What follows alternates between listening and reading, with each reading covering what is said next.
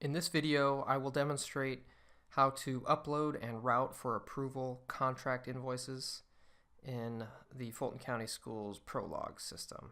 So this is the screen that you see after logging in.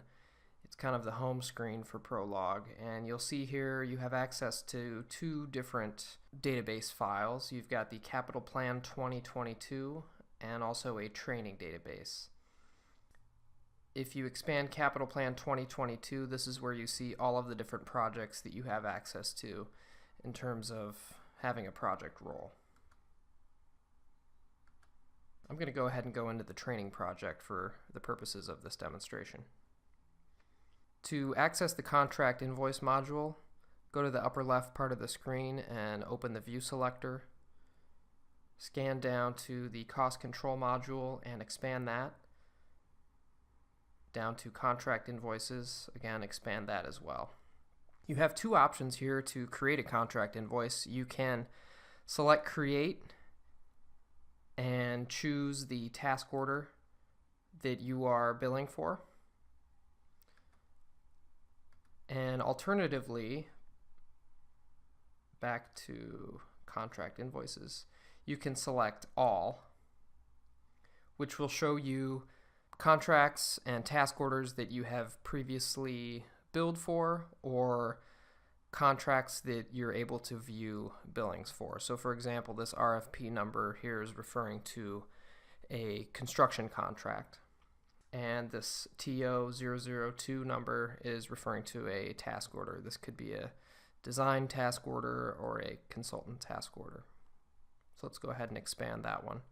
And you can see there's one other invoice that's been billed for this particular task order. So let's select create a new record.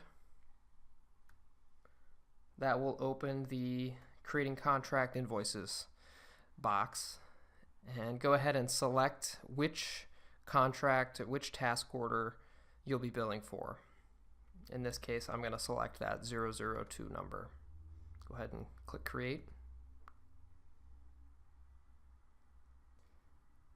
In the Detailed Items tab, you'll see several different areas that are shaded pink. Now, these need to be filled in order for the record to save. These are mandatory fields. So in the invoice number, go ahead and match whatever it is your firm's invoice nomenclature is in terms of invoice numbering.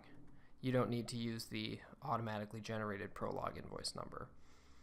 Select the invoice date that appears on the invoice, and be sure to select the correct period for when the work was completed. This will be important for when you need to pull in a change order and bill for change order work. In this area of the screen, you see the components of the task order that you're able to bill for. Normally, the first line is going to be the base amount for the contract.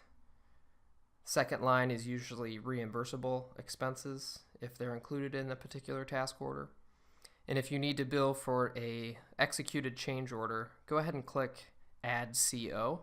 And if you've selected the correct time period, the change order will appear there so that you can bill against it. So let's go ahead and select this change order and select this check mark, which will bring that change order in here at the bottom so that you can bill for it. At this point, you want to populate amounts that you're billing for. That can be done in the Work This Invoice Value column. So let's go ahead and put in a couple numbers here. Billing for some reimbursable expenses, and we're billing against this particular change order here. Okay. Moving to the Financial Summary tab, this is just a roll-up of the information we just entered on the Detailed Items tab. You're going to want to check this and make sure that it matches everything that appears on your invoice that you'll be uploading.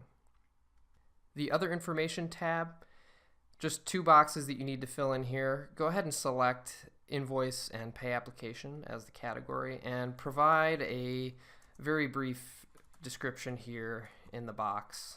We like to have just a small amount of text here so that our reviewers can quickly reference what it is this particular invoice is billing for. Moving to the Files tab, This is where you're going to upload the invoice itself or any backup if you're billing for reimbursable expenses.